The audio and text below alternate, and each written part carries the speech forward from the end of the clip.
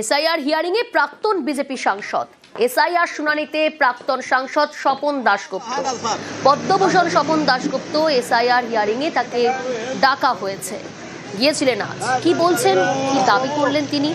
বিশ্বজিৎ রয়েছে আমার সঙ্গে। বিশ্বজিৎ,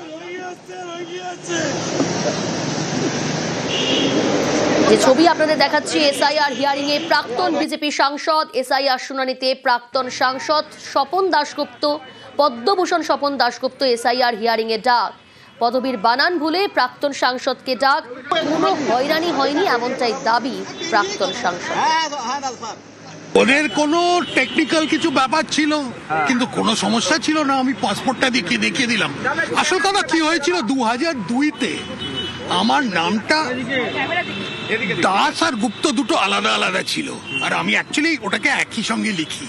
তো ওই হয়তো এআই ওটাকে চিনতে পারেনি। বিনা ত্রুটিতে একটা ভোটার লিস্ট তৈরি করতে গেলে যে ধরনের পদ্ধতির দরকার, আমি দেখছি যে ইলেকশন কমিশন সেটা করে যাচ্ছে।